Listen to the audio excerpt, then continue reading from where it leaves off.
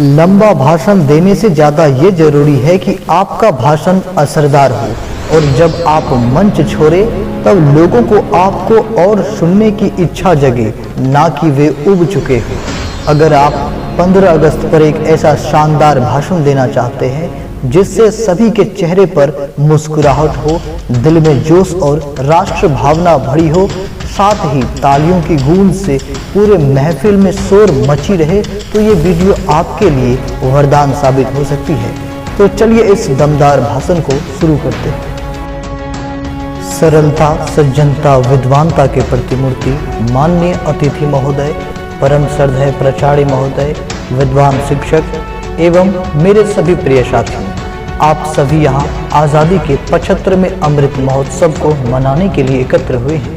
आप सभी का तहे दिल से हार्दिक अभिनंदन करता हूँ एवं आप सभी को स्वतंत्रता दिवस की हार्दिक शुभकामनाएं देता हूँ। जैसा कि हम सभी जानते हैं, 15 अगस्त 1947 भारत के इतिहास का वो पन्ना है जिसे अनेक स्वतंत्रता संग्रामियों ने अपने बलिदानों के खूनों से लिखा है।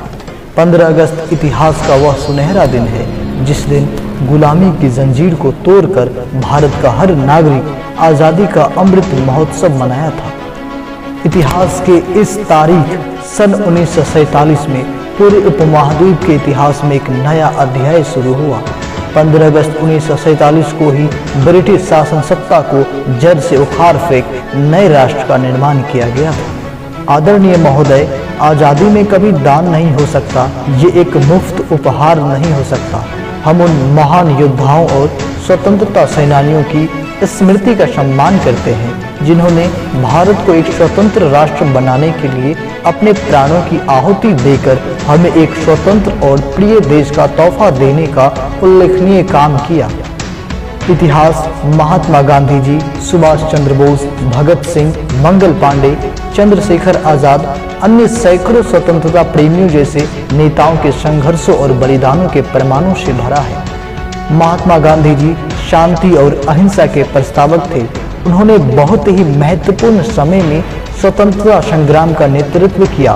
अंग्रेजों के हाथों पीड़ित होते हुए भी उन्होंने कभी हार नहीं मानी। यह उनका आकर्षक व्यक्तित्व था जो उनके बैनर तले लाखों भारतीय लोगों को उनके पीछे ले गया। इसलिए वह भारत के राष्ट्रपिता और दुनिया के महान नेता बने। स्वतंत्रता दिवस भारतवर्ष के लिए गर्व और सौभाग्य का दिन माना जाता है क्योंकि यह पर्व हमारे दिल में नई स्फूर्ति, आशा, उत्साह और देशभक्ति का संचार पैदा करती है और हमें इस बात का याद दिलाती है कि हमने कितनी कुर्बानियां दी हैं। इसलिए 15 अगस्त अवसर है स्वतंत्रता संग्रामियों को याद करने का, मंगल पांडे, भगत सिंह, झांसी की रानी को तिलक करने का, गांधी जी, लाल बाल पाल, सुभाष चंद्र बोस, पंडित जवाहरलाल नेहरू को नमन करने का। यह अवसर है देश के लिए हंसते हंसते जान न्यौछावर करने वाले जाबाज सिपाहियों को वंदन करने का। यह अवसर है सीना तान के खड़े होने और गर्व से जनगणमन गाने का।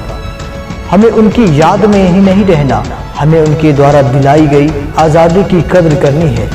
वो हमेशा हमारी यादों में रहेंगे और पूरे जीवन के लिए प्रेरणा बने रहेंगे।